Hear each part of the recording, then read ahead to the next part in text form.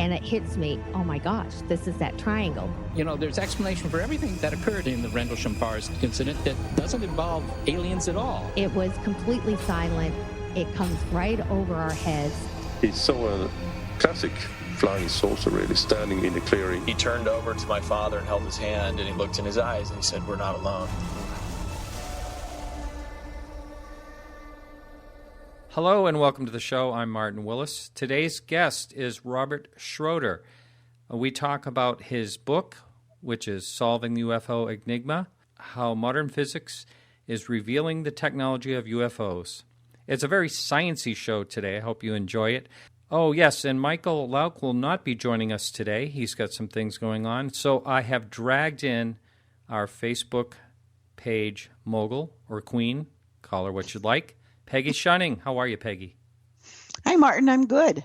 I thought I'd drag you in today and, fill up a little time. You dragged me right out of my swimming pool. Yeah, but this time I didn't wake you up at 8 o'clock in the morning and without coffee. Yeah, so you've had the day in front of you. And I have to fill up an entire hour, and I wasn't prepared for Michael to ditch me this week. So you're dragged in. You are the pinch hitter, and I know you love to complain, so what are we going to complain about today? So hit it.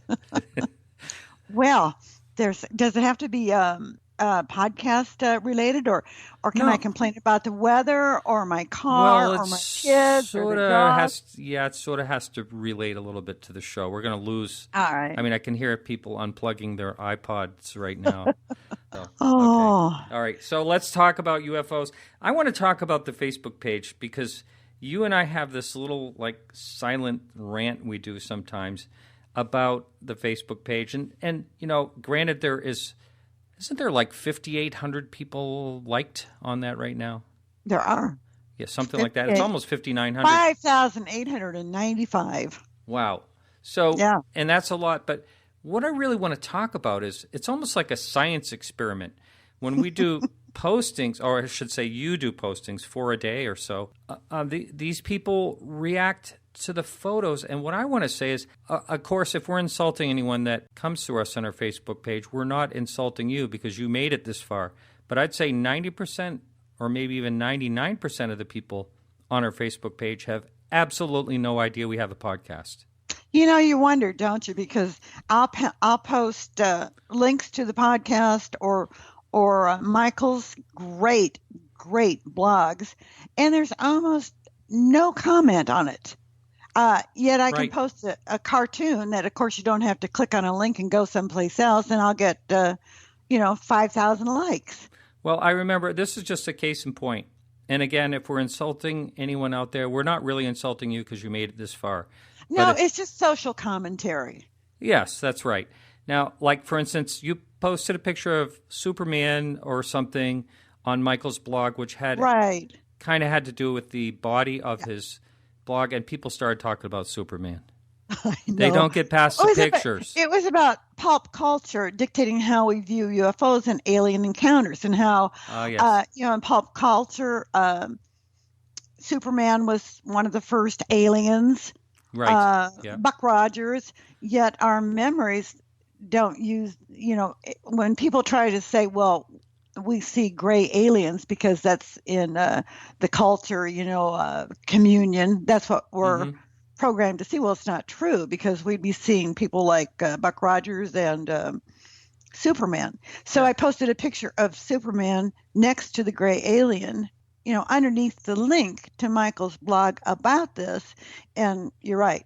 We got comments on the pictures. On Superman, yeah. People don't go past the pictures, but yeah. Again, there are exceptions to that. I mean, every once in a while, someone will post, a great podcast or something like that. So there are people that actually, it's kind of like salmon swimming up the stream. A couple of them make it and actually spawn. It's a double-edged sword, because, they might be talking total non sequiturs to what I've posted a link to. Yeah. But at least they're posting. That's right. Comment. There is some interaction. Yes. We got to say that. Yes. But I think we should really do some great science experiments with this and just see what happens. And I'm not really sure. I should make links that post links that are totally inappropriate for it goes to porn or something. Not lewd or something. Yeah. Better not do that. But maybe to I'll put a picture of the Enterprise and a link to a chocolate cake recipe. Well, yeah, then we'll be responsible for people gaining weight. I don't know if I'd go No, that far. no. Then we'd see how many have People actually say- clicked on the link. I want to tell the listening audience something that you said to me, I don't know, maybe a week ago. You decided that you're going to be a ufologist. Oh, yes. Self-proclaimed. Yes. Because you've been at this so long, right? And you've been very involved in it. You were calling someone a researcher, and I'm sure they were, and I won't say who it was, but it was recent. And I thought, what does it take to be a researcher? Let me see. I've been looking into this for over 30 years. I've read practically every book on the subject. I've seen every video there is to see. I've been to 4 or 5 symposiums. I belong to the, Bud Hopkins Intruder Foundation. And I was talking to my husband. He's got his master's degree. And I said, what do you have to be, considered a researcher? He said, well, you got to do this. He said, have you done field work? I said, yes, I have. I went to Pine Bush several times to do on-the-ground research. And he said, well, you have to be published. And I said, well, I wrote a blog for Martin. That's true. Ergo, drum roll, I can be considered a UFO researcher. I rest my case. All right. So if anyone has had UFO problems, please contact Peggy. She's right on our Facebook page. You can just message her there. You can put that next to my little fake bio on the podcast page. UFO problems solved, maybe.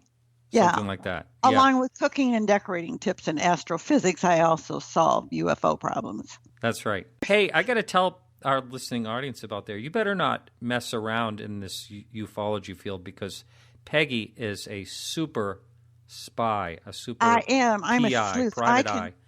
You know how that happened? I think I used to be a branch manager for a finance company. And we had to track deadbeats. Ah, wow. And It's kind of comes up in the same sentence now. Well, it does because so then I learned how to track people down, and I am like a dog with a bone. Oh, I remember. I put you on something one time, and you would not give up. No. Oh, I remember who it is. Yeah, I'm not even going to say who it is, but you found out all kinds of information about that person that's virtually unfindable. Right. Yeah. Well, there's nothing. I don't think there's anything you can't find on the internet. Just about. Yeah, but I mean, you actually found true information, which is. I know. Yeah. Well, you can. Amazing. Well, it's like that. Colin Sanders, the man who had the triangle sighting in England. Yes, I'm going to try to get him on. I listened to that whole interview. It was great. I was trying to, search him. I was going through phone books in England and pulling up all the Colin Sanders and every Colin Sanders on Facebook, and I thought his description and the video and the visuals that he made was one of the best UFO sighting reports I'd ever seen. I know the visuals. He makes these models of this. Yes, the sightings. Working models. So anyone out there, if you need some UFO sleuthing, Peggy can do that for you. Right. She's just reasonable. For a small fee. Just a small fee. Reasonable. Yes. Yeah. All right, Peggy. Thanks so much. We're running out of time. We filled up some space you're welcome, here. Martin. Thank you. And just to let everyone know, the music we play on the show is by Kerry Whitehouse. He composed the music. And another fan of the show, Moot Davis, who does more or less country western, and gave us the following new release, which is called 25 Lights. We're going to play that between now and our guest today, who is Robert Schroeder. Well, this song, 25 Lights, was inspired by the Marfa, Texas Lights, and you can find them at Moot. And it hits me, oh my gosh, this is that triangle. There's explanation for everything that occurred in the Rendlesham Forest incident that doesn't involve aliens at all. It was completely silent. It comes right over our heads. He saw a classic flying saucer really standing in the clearing. He turned over to my father and held his hand, and he looked in his eyes and he said, "We're not alone." Hello and welcome to the show. I'm Martin Willis. Today's guest is Robert Schroeder. We talk about his book, which is Solving the UFO Enigma, how modern physics is revealing the technology of UFOs. It's a very sciencey show today. I hope you enjoy it. Oh, yes, and Michael Lauck will not be joining us today. He's got some things going on. So I have dragged in our Facebook page mogul or queen, call her what you'd like, Peggy Shunning. How are you, Peggy? Hi, Martin. I'm good. I thought I'd drag you in today and, fill up a little time. You dragged me right out of my swimming pool. Yeah, but this time I didn't wake you up at 8 o'clock in the morning and without coffee. Yeah, so you've had the day in front of you.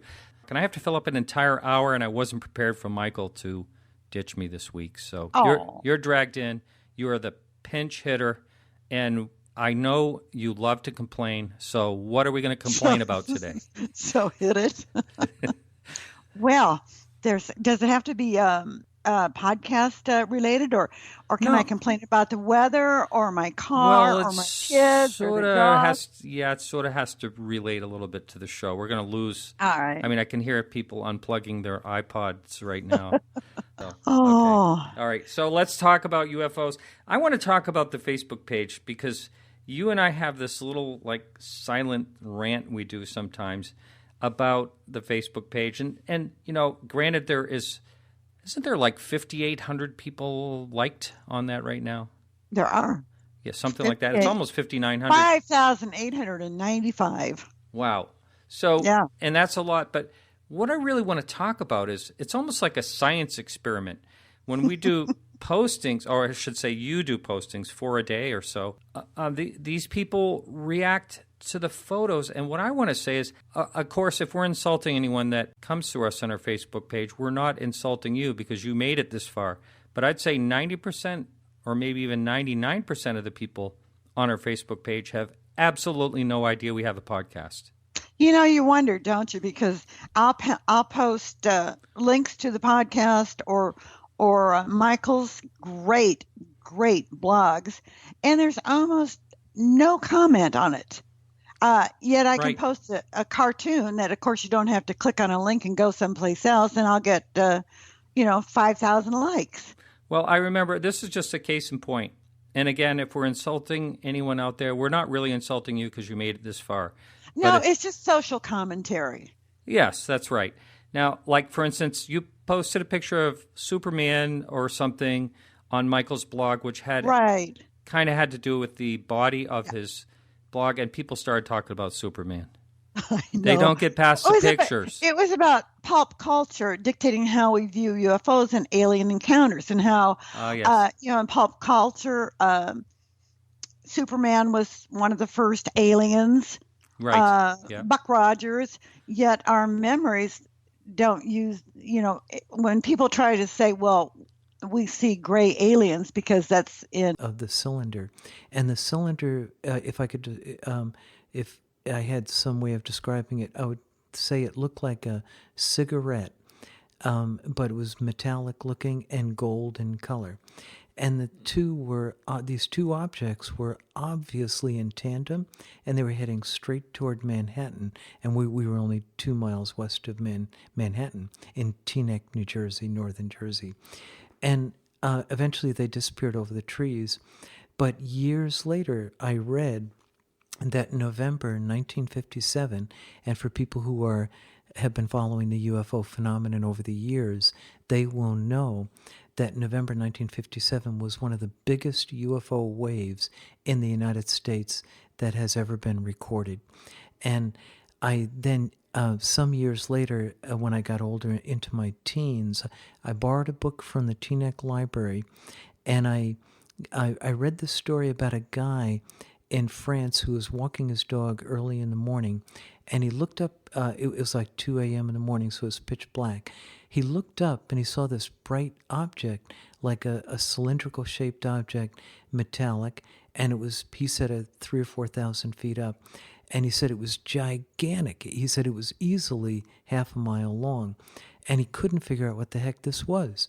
And then he said it tilted on its side to maybe 45 degrees, and as he's standing there with his dog, he's looking at this thing, and all of a sudden there was a flash of light at the bottom end of this cylinder, and it was squared off on both ends, just like the object that I had seen. And a disc-shaped UFO popped out the bottom. And it swirled around the cylinder a couple times. Exactly, a mothership, and the disc-shaped object shot off in one direction. Then a second one came out, shot off in a different direction, until about 6 or 7 of these disc-shaped, typical flying saucers had popped out of the bottom of this thing and gone to the different directions of the compass. Kind of like a Roman candle. Yeah, almost, yeah.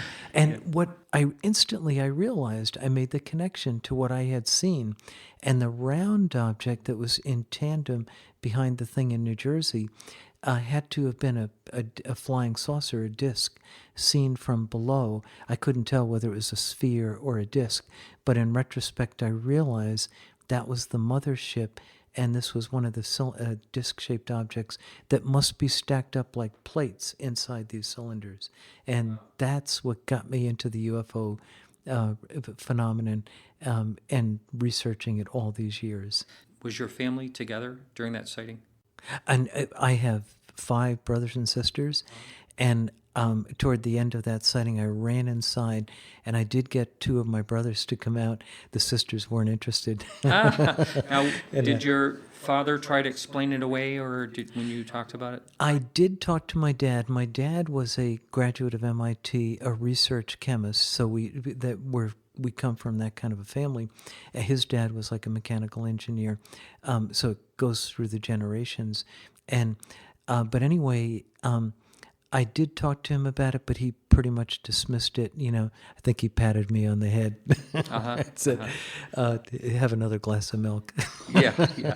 Tell us more about your background in general. Okay. Yep. Martin, I went to Rutgers University in New Jersey, and I was a math major, and I also have a degree in aerospace engineering, and then I have an MBA on top of all that. Wow.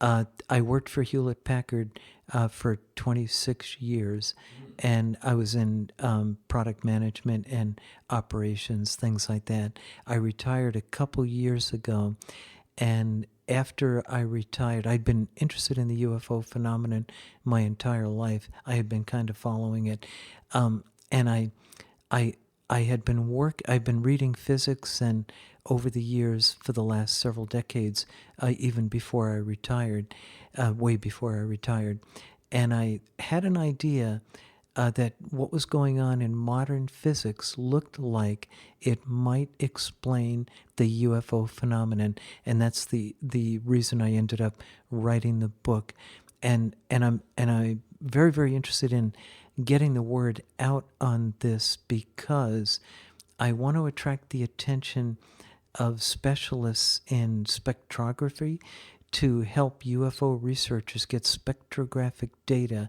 from UFOs, because if we can get that kind of data, I believe we will see a certain type of radiation from UFOs, and that will pretty much virtually confirm the kind of technology that they're using and how it relates to what's going on in cutting-edge physics today. Wow. I know I talked about this a couple of podcasts back, and you know of Doug Trumbull. Yeah. And he has one of those right in his Hummer, right? Well, he does have equipment, but it's mainly optical spectrum. And unfortunately, the data we need is much more in the invisible spectrum, so like gamma rays and X-rays. And I have been in contact with Doug Trumbull. He doesn't. He pretty much stays away from the UFO, although he's looking for data from the UFO, from actual UFO sightings. As far as the UFO community goes, he's kind of careful about getting involved with the UFO community. Is that why he never returns my email? That's undoubtedly it. It's not. I think the reason is he really wants to focus on the scientific aspects, and unfortunately, as you probably know, there's an awful lot of distractions in the UFO field where a lot of people are, claiming to have been abducted or, they have mental telepathy with the UFOs and stuff like that. A lot that stuff can't be really proven, certainly not easily. On the other hand, if you can get spectrographic data and good photographic data, that's something really solid, and you can it's repeatable with many different if you have multiple UFO sightings, you can get that kind of data repeatedly, and so I think he sort of wants to kind of focus more on the scientific, the data side. I think a lot of people in the UFO community would agree with that and go along with any type of scientific research that could be done. Yep. And a person that I have an enormous amount of respect for is Leslie Kane, and who you interviewed at the conference down in South Carolina.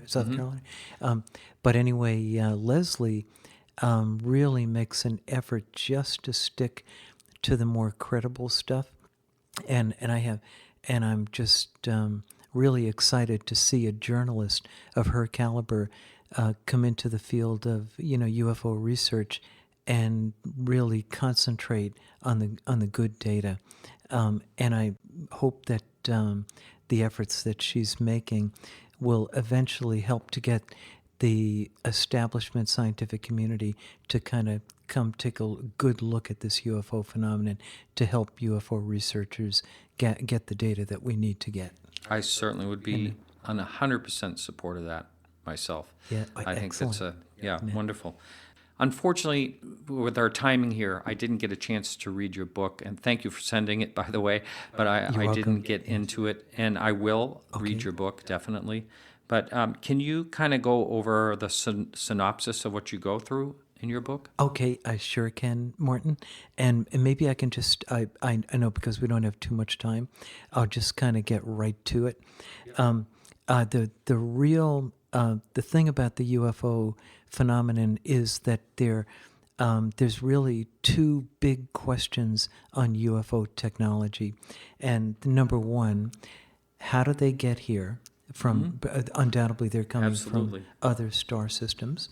And number two, how are these craft able to perform inertia-defying acrobatics in our atmosphere? And when I say that word inertia is very important. It means, pilots, fighter pilots, can only withstand G-forces of maybe 8 or 9 Gs, and they have to have a G suit on, and they really have to train for that sort of thing.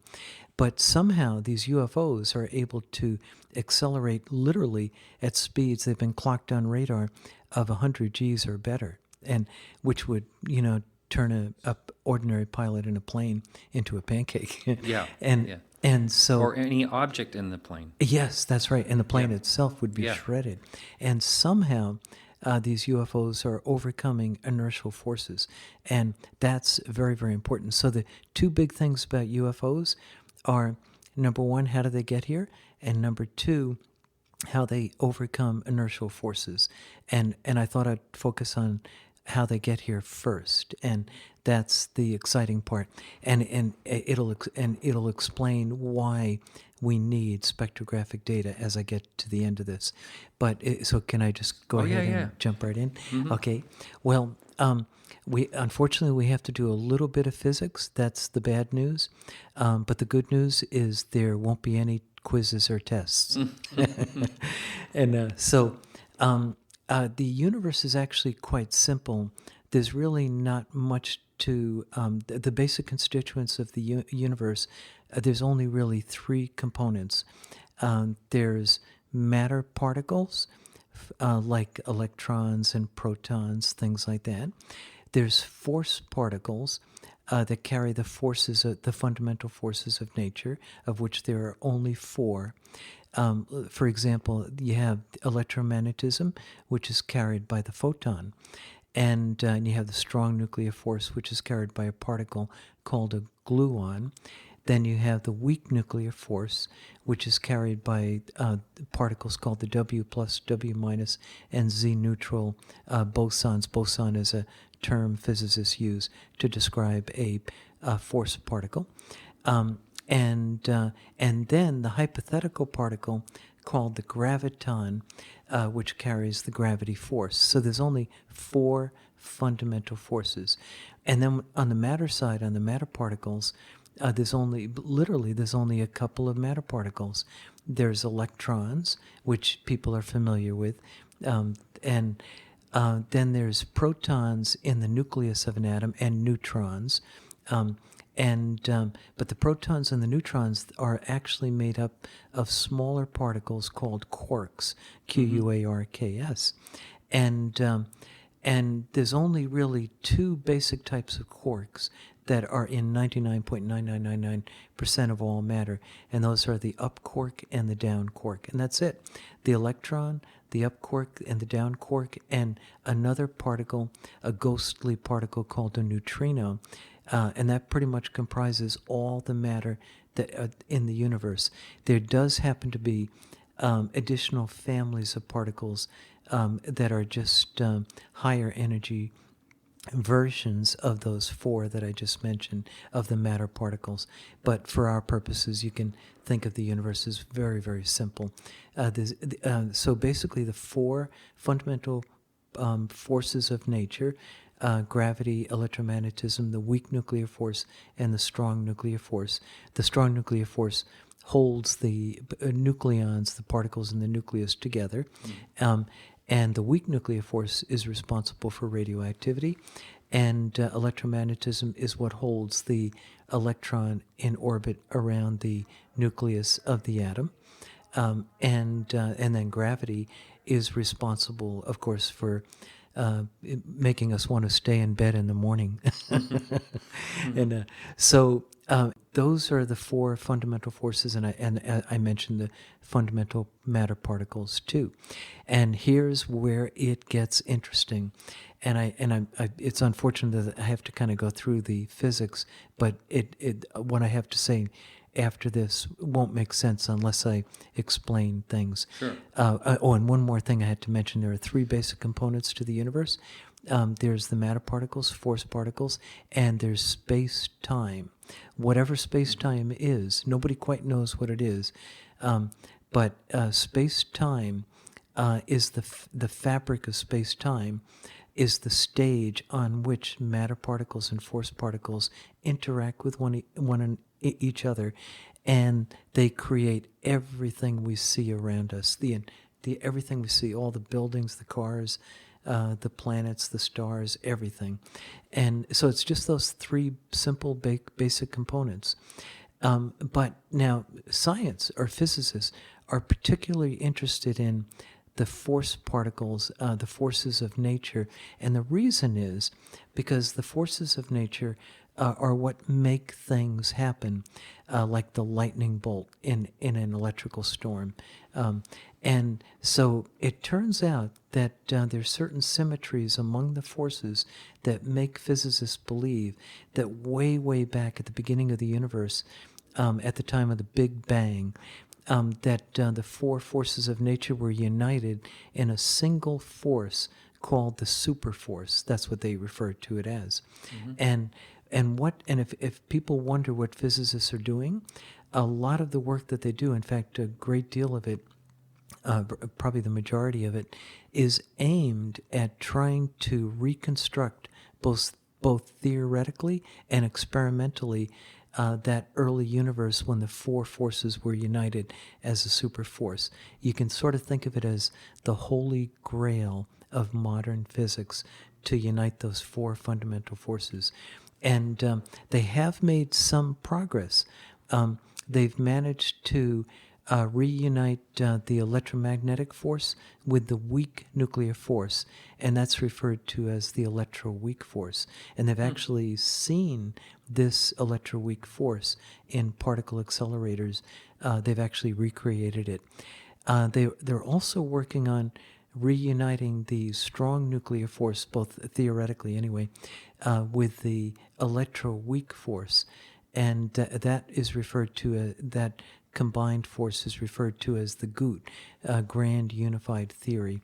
And they haven't been able to prove it yet, but they seem to be making some theoretical progress on that. But there's one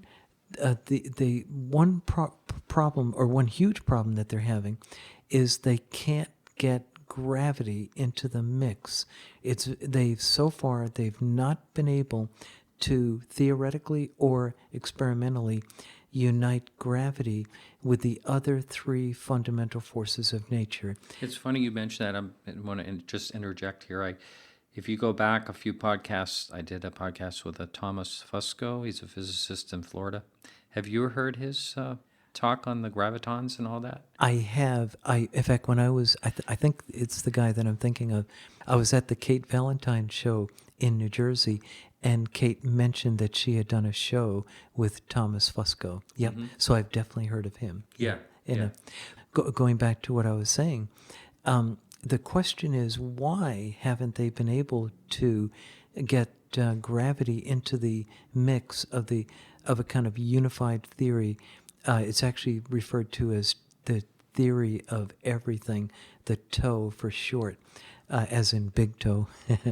They've not been able to even theoretically somehow bring gravity into the mix to reunite these all four fundamental forces. And the question is, why haven't they been able to include gravity in the mix? And here is the main reason why. It turns out that the gravity force is incredibly weak compared to the other forces of nature. Most people, would, tell you otherwise. They'd say, "Are you kidding?" I've heard that before. You've heard that too. Mm-hmm. Yep. And most people would tend to believe that gravity is the strongest of all forces, but it's not. Admittedly, when we got to go to work in the morning and we're stumbling out of bed, it just seems totally overwhelming, But in reality, the electromagnetic force, as an example, is 10 to the 36 times stronger than the gravity force. Wow. And the electromagnetic force is very similar in strength to the weak nuclear force and the strong nuclear force, so the non-gravity forces. So, in other words, all three of the non-gravity forces are tremendously powerful compared to gravity. And that, when I say 10 to the 36, that's equivalent to 1 followed by 36 zeros. Right. Yeah. So like 10 squared is 100. You can imagine 1 followed by 36 zeros is a humongous number. And that is the primary reason why physicists have not been able to get gravity into the mix theoretically or experimentally. And that weakness of gravity versus the other forces of nature is actually a problem in physics, because they have to be able to explain why the other forces of nature are so close in strength, but gravity is way out in left field. Mm-hmm. How come? Mm-hmm. And that problem is actually referred to as the hierarchy problem in physics. And it's one of the big question marks in modern physics that they're trying to resolve. Here's where it starts to get really exciting. The direction of modern physics is critical to explaining both the weakness of gravity and the UFO phenomenon, and I'll show you how. And this is very, very interesting, very fascinating. It turns out that the modern physics for years, right up until about the 1970s, so you can think of modern physics beginning with basically Isaac Newton with his laws of motion and his first explanation of gravity. Then along came James Clerk Maxwell and his explanation for the laws of electromagnetism. And then at the turn, and these are the really basic foundation stones of physics, of modern physics. And then along came, at the beginning of the 20th century, quantum mechanics and special relativity and general relativity. So these are the basic building blocks of modern physics, the theories that I just mentioned. But all these theories are built on the idea that the universe is four-dimensional, that is 3 dimensions of space and 1 of time. And so that's where you get your 4 dimensions of space-time that everybody talks about these days. But starting in about the 1970s, and you have to realize that in the background, physicists are striving to unite the 4 fundamental forces of nature. Well, around the 1970s, 1980s, there was a breakthrough. They suddenly realized from experimental data that it looked like the subatomic particles of nature, which had previously been thought to be dimensionless points. The experimental data was indicating that the subatomic particles were actually tiny wiggling strings with dimension. That is, they had length. And that was a shock. And that suddenly began to change the direction of physics. It was like an explosion of new theories that came out starting in the 70s and 80s. When they first came up with the idea of strings, which became something called string theory, that's the whole idea of these tiny wiggling strings that appear to be the building blocks of nature instead of dimensionless points. But it turned out that it required more than 4 dimensions.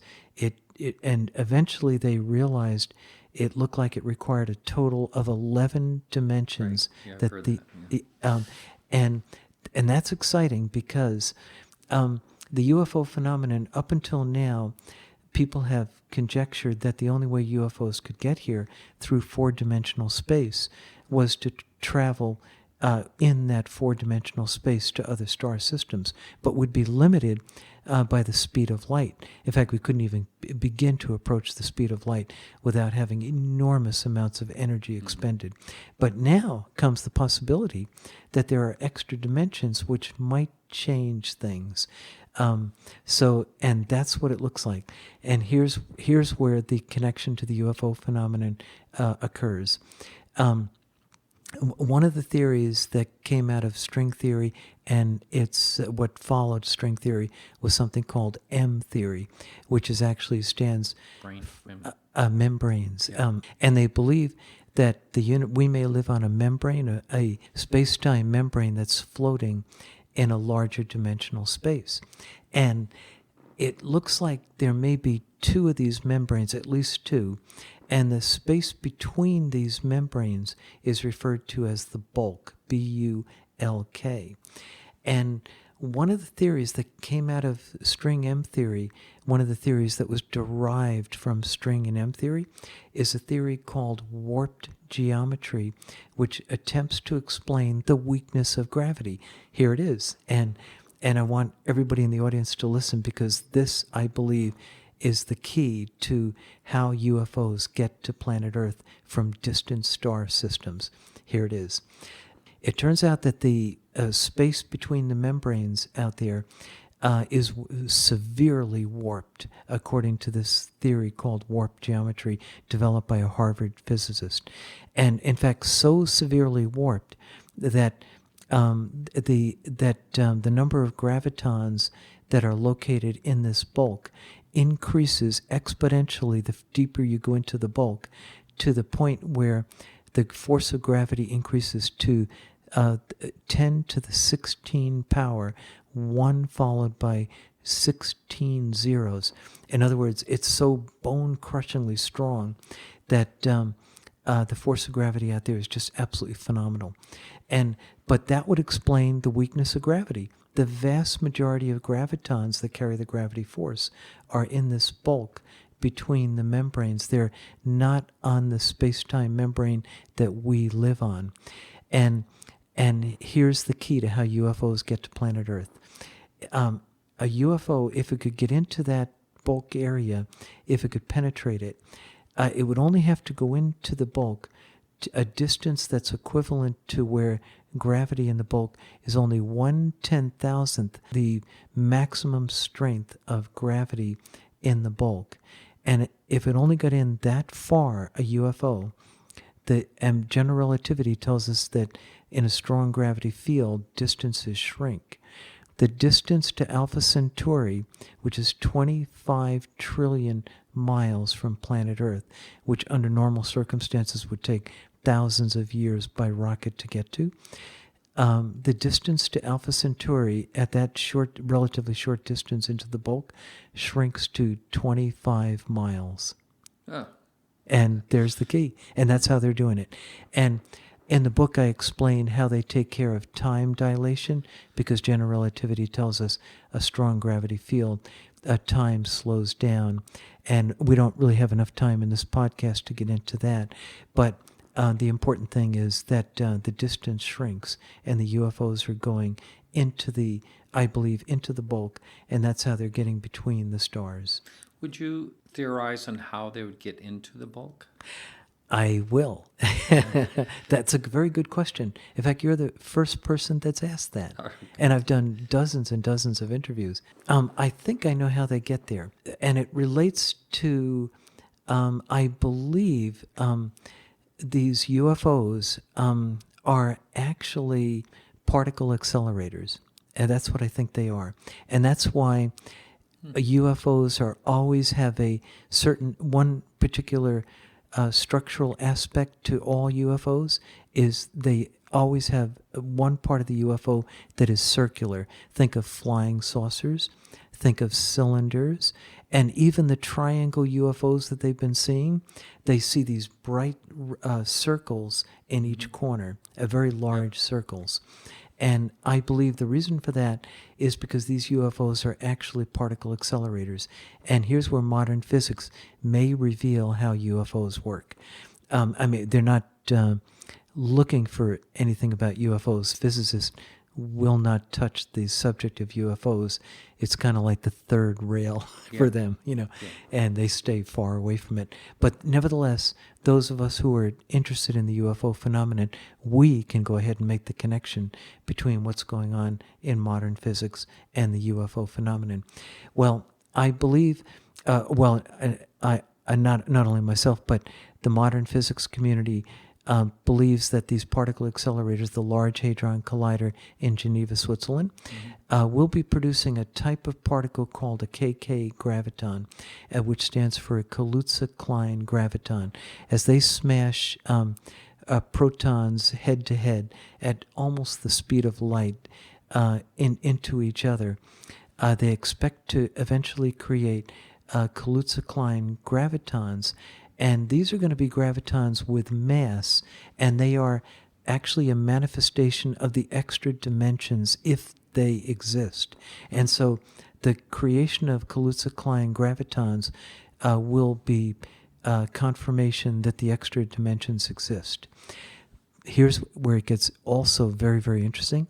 The Kaluza-Klein gravitons are going to be so powerful, they're going to create such a powerful gravitational force, up to 10 to the 16, just like I had mentioned where the bulk goes up to that strength, that they in turn will induce the creation of micro black holes.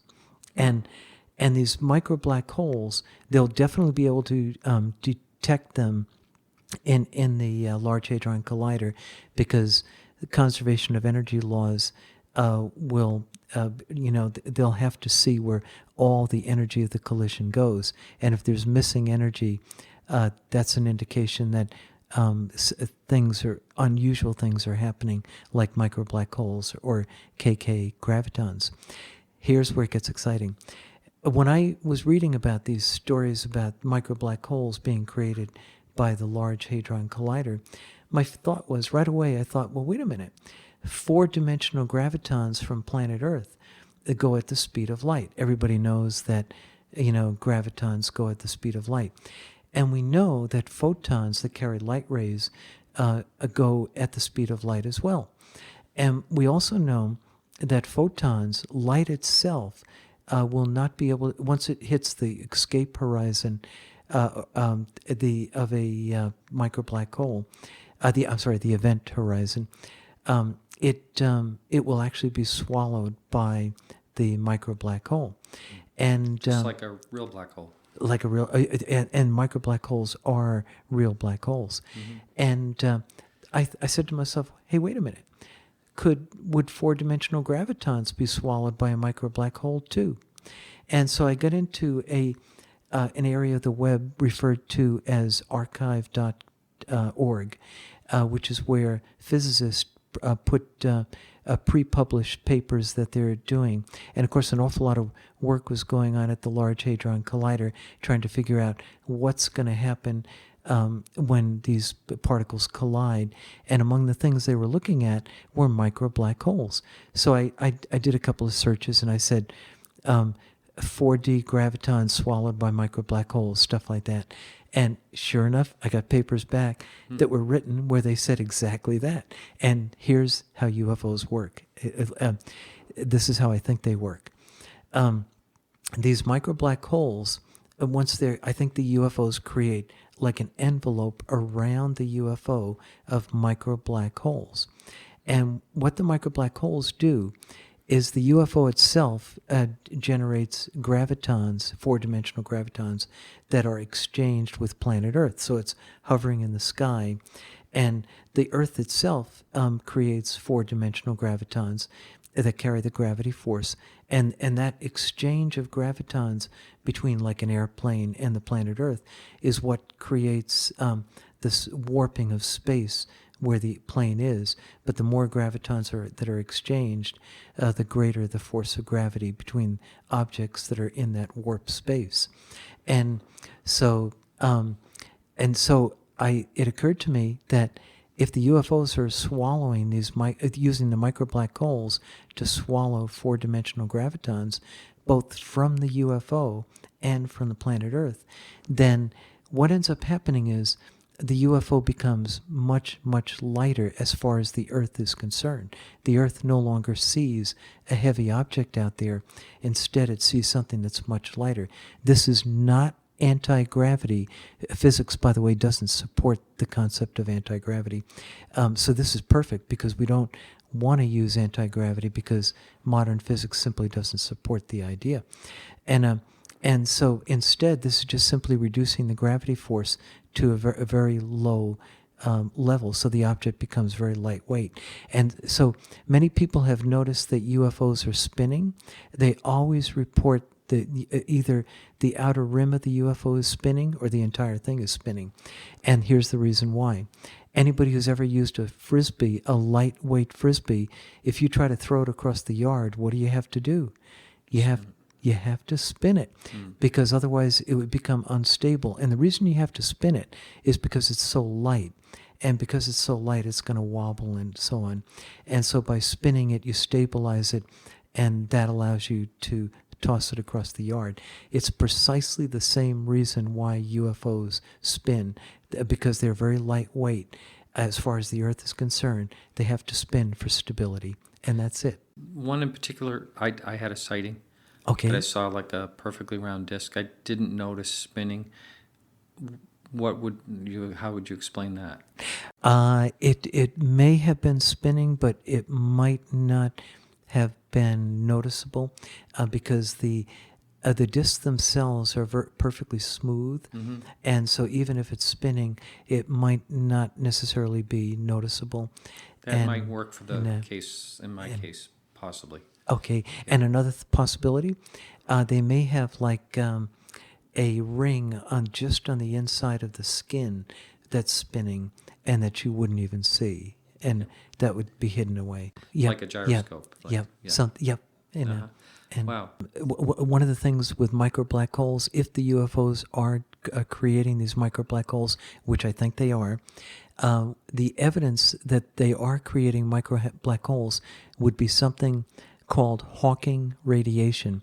When micro black holes decay, because they all decay very quickly, the small black holes decay very fast, they create something called Hawking radiation. And basically, Hawking radiation looks like a black body curve. For those in the audience who are familiar with physics, that looks like kind of a normal curve. And you have intensity on the y-axis and frequency on the x-axis. And But anyway, the critical thing for the UFO researchers, and if we can get some help from the academic community, from expert specialists in spectrographic analysis and who know how to use the equipment and can have access to the equipment, which unfortunately is expensive, if we can get some field teams out there, and occasionally you have UFO waves like the Hudson Valley, the Phoenix Lights, and the Belgian Triangles, where the UFOs appear repeatedly over a period of many months, sometimes even over more than a year. Then we have an opportunity in those waves to get field equipment out there and try to capture the electromagnetic emissions from these UFOs. If we detect Hawking radiation, that would virtually confirm that they are using, KK gravitons, warp geometry, micro black holes, and that's the technology that they're using, which we here on planet Earth are right on the cusp of understanding ourselves. We have to, once the Large Hadron Collider produces micro black holes, we'll have seen them for the first time. And I want to add one more thing. What's very exciting about this is the UFO researchers could make a huge contribution to modern physics. Nobody has ever seen Hawking radiation, but virtually all physicists believe it's real. If UFO researchers were the first to detect Hawking radiation, it would be an enormous breakthrough in physics. And if we could duplicate it with multiple UFO sightings to confirm it, it would put UFO research on the map. And this is the part that excites me, and I hope that this podcast, somewhere out there in the ether, that some specialists in spectrographic analysis and who have access to and expertise in the use of spectrographic equipment, that they may hear this broadcast, and they can contact me through Amazon.com, where they mention my email. And Okay, also someone could contact me as well, and I could get in contact with you. That would be terrific. Thank you, Martin, for that offering to help. Yeah. Now, there's one more thing that's very important that I forgot to mention earlier. A engineer by the name of Paul Hill, he was worked for NASA for many, many years. Back in between the 1950s and the 1970s, he was able to obtain data from UFO sightings, because they were very pronounced down around military bases back between the 1950s and 1970s, more so than they are today. But he got Geiger counter readings from UFO sightings at many different bases. He had a team of people, scientists, engineers, and stuff that were helping him. Wow. And they detected, Martin, and this is the exciting thing, they detected gamma rays. That was one of the prominent emissions they were capturing from UFOs. Turns out that micro black holes, gamma rays, are very prominent. In fact, when they decay, the final portion of their decay cycle, they decay in a burst of gamma rays. That's how Hawking radiation occurs. And so the fact that he picked up specifically gamma rays is a very good sign. It's already pointing toward the high likelihood that these craft are producing micro black holes to swallow four-dimensional gravitons. And one more piece of evidence, or two more. One more here is related to the emissions. They also picked up strong magnetic fields around UFOs. Well, pilots often report when UFOs come close to their aircraft, their magnetic compasses spin wildly. Well, guess what? Micro black holes are theorized to have strong magnetic fields, extremely strong magnetic fields. Then there's one more piece of evidence. There's actually a few more, but one more that comes to mind. In California, back in the 1970s, Sonora, California, some people saw this a substance called angel hair that was being emitted by the UFOs that was floating to the earth. And one of the people there one of the witnesses managed to put some in a jar. And they took the jar with the angel hair in it, and they took it to a laboratory, and they found a isotope of hydrogen called tritium, which is highly radioactive. It decays, that is, very quick. And it turns out that tritium is only produced in large quantities, either in nuclear reactors or in particle accelerators. And that's what I think UFOs are. I think they're particle accelerators. And here's tritium being apparently produced by these UFOs. Wow. Now, was that the one where it fell down on the tree? Yes. Yes. Exactly. Yeah. Yeah. You know your UFO A little bit. history. Yeah. Okay. Well, just one more question I have. We're out of time here, but for you to take this seriously and do the research that you've been doing, have you taken any ridicule by your peers or anything from this, or your family even? Well, occasionally my daughter jokes with me. And Does she have a scientific background herself? she's a structural engineer. Okay. Yeah. And a very unusual for a woman to be in that Yeah, that's field. great. She's one of the exceptions, a rare exception. And she always tells us stories when she goes to meetings that she is often the only female in a group of like 20 people. So, but I mean, she'll kid with me now and then. But she basically believes that something is going on, and my wife supports me 100%. My brothers support me totally. Wow. Because they have a scientific background and they understand what it is that I'm doing. You know, they understand the concepts that I'm talking about, and generally, most people, when they hear the approach that I make, which is really based on getting evidence, and how I believe these things work, they generally listen. They're very respectful. That's great. Yeah, and I'm happy that I think we're maybe pulling the whole UFO research field more toward getting evidence and data and away from anecdotal stories, which are important. The anecdotal stories are important, but I want to get it more toward getting real solid data. That's one of my absolute primary goals. That's wonderful. I back that 100%. Thank you so much. It's been a real pleasure. Martin, thank you for having me on the show. I really appreciate it.